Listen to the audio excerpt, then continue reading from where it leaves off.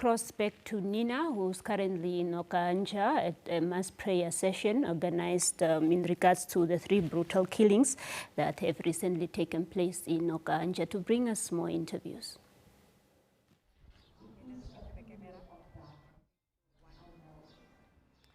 Well, welcome back. We're still here at the Okahandja shopping center where a prayer meeting is happening with community members and leaders of different churches. Well, before we had the deputy mayor also just address the community who's here this evening. And right now behind me is the Minister of Meisak, that is Sanet Steenkamp, also just giving a few words to the community. I'd like to invite now Pastor Tiaan Venter, who is the pastor of Every Nation Okahandja. He is here this evening as well to show his solidarity for what has been happening here in the town of Okahandja. So Pastor, good evening. Thank you so much for joining us. Thank you, Nina. Thank you for being here. Yeah, I'm actually here because of you. So yesterday in church you announced that the meeting will be taking place and that we should come out and support. And I thought, you know, what an opportunity to be able to show the rest of Namibia what's happening in the town of Okahandja. So why was it important for you to, you know, invite us to come and be a part of this prayer meeting this evening?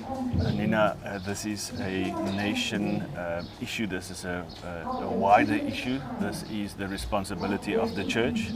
The vulnerable is the responsibility of the pillar of truth, as the Bible speaks of the church, to uphold truth, to shine the light, to push back darkness. If we don't, as churches, unite and stand together in times like these, what is the church for then? To push back darkness and advance the kingdom. So it's for us a high priority to be here, regardless of denomination, color, language. This is a united in Christ type of thing, yes. Of course, what's happening in Okahandja is surprising everybody, not just us who live here, but the broader Namibia. And when I spoke to the minister earlier, she mentioned how the atmosphere was so thick, you know, with almost a sadness of what's transpired. So I would like to know what your message is to not only the people here this evening, the people watching at home, but to the broader Namibian community in terms of what's transpired here in Okahandja. Yes, so my message would be that we are not wrestling against flesh and blood. Make no mistake, there are evil forces, cosmic powers, authorities, principalities at work. But the message would be that evil will not prevail. Evil will not prevail, because we recently just also celebrated Passover and how Jesus rose from the grave, and that's the message, that this will not be the last word. Jesus will have the last word. We'll have hope. We'll not live in fear. We'll definitely take measures to look after the vulnerable and look after the younger kids, but fear will not lead us. Love will lead us. Prayer will lead us. So my message to the country is pray together. One of the spiritual weapons is prayer, and no prayer goes unanswered. So please pray with us as a nation for Okahandja, and especially the grieving families and the vulnerable in our town, in our country. The president has said, of course, that we will have a curfew instituted, which many of the residents were happy about, you know, because they feel that it will aid in catching the perpetrators. So do you welcome the curfew as well, to sort of bring order and a feeling of safety to the town? I think most people are, I'm not sure what time the curfew would be, but most people, if it's like 8 o'clock, would be at home anyways, and whatever helps to catch these perpetrators will oblige with that. I think priority one is to catch those people and bring justice. Well, Pastor Tiaan, thank you so much for your time. I really appreciate it. Thank you so much. Thank you, Nina.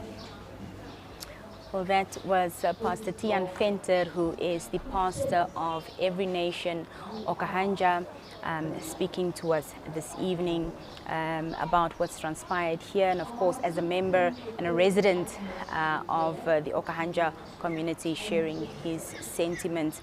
As I mentioned earlier, the deputy mayor is also present at the event, and he also addressed the locals here this evening, giving them a word of encouragement and also speaking about the way forward.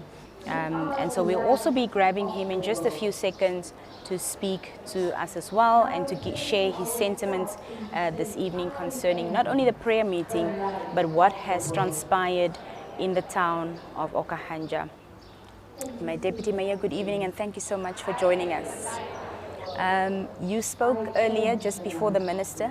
You addressed the crowd that is here. Can you just share with our viewers what it is that you said in your speech? Thank you very much, Madam NBC, for coming to our town. We basically are broken and we have no words to speak. We are not prepared of this kind of things. Yes. And it comes as a shock, and recently I just being welcomed everybody that comes here, who makes time to come and join us this evening, try and hold hands with us, because to lose 3 lives within a space of 3 days, in a tragic as it is quite surprising, it's quite devastating, and as the leadership of the town, we are not sleeping. Every single time, every single minute, we are thinking, why Okahandja at this crucial time, where we could even have our enjoyment that we have prepared for so long. Every person was prepared to come and join us at the expo. But just at the blind of the eye, we have lost our beautiful ladies, young ladies who were looking upon to celebrate their birthdays year in, year out, growing and be able to assist their parents when they become successful in life. So it's quite devastating, and I really make effort to come and be with them. It's my community. They elected me. They want me to represent them, and I want fully to represent them. But I want to also hold hands with them during when we are mourning. Yes. Deputy Mayor, we know, of course, one of the bones of contention was the fact that the expo was going to be an ongoing event. We do know now that it has been postponed indefinitely. That decision has been taken. So can you just speak to us about that and perhaps give us an idea of when the expo would then happen in the future? Thank you very much. Yes, indeed, we postponed it in principle. But yet, as I'm telling you, we didn't yet take a decision as a council. We postponed it in principle, and we are still consult ourselves and the stakeholders. Because remember, we have people that were supposed to come and showcase their products, business people, community, that they have to come and they make our event a great event. Business people that they, such as garages of cars that they wanted to bring their cars here and showcase. So those are people that we are engaging because they have paid their money already, and we engage them what is the possible date will be. Remember, yesterday the president have announced that there might be a curfew that will be imposed to our town due to the severe incident that happens, but now we don't know exactly when the curfew might be ending.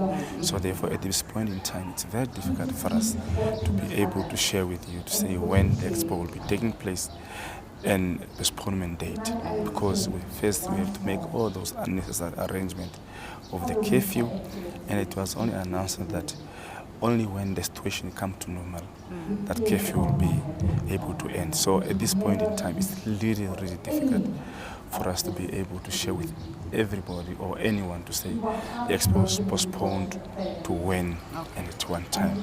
But we believe out of what we are doing, we trust ourselves. The main contention is that we want the culprit to be brought to book. I think once we know that exactly who have killed Beyonce, who have killed Tine Lago, and who killed Ingrid, I am sure that this nation, this community, will feel a bit more happy, and they will feel that they are now safe.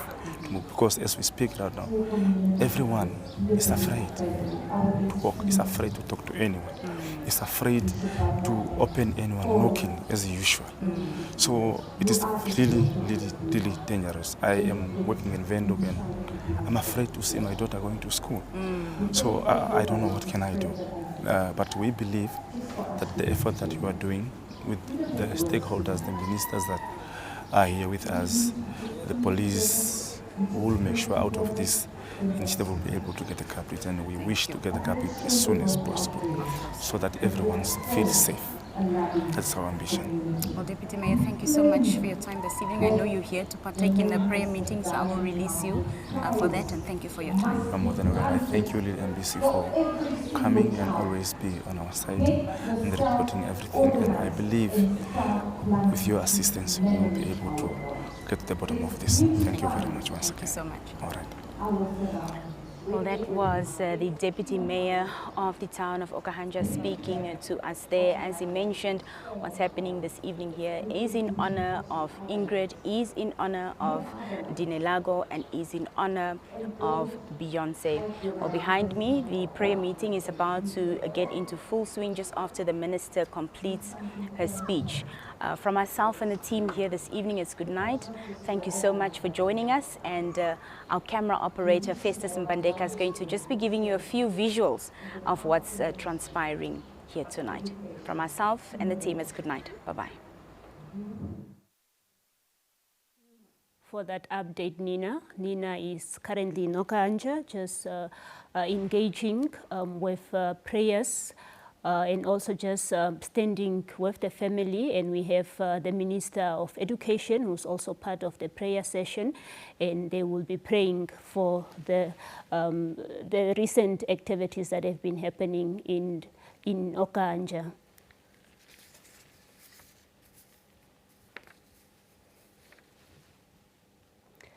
That is all we had for you on today's edition of Daily Roundup with Nina. We'll be back tomorrow, same time, same place. From me, Selima Henok, and the rest of the production crew. Bye for now.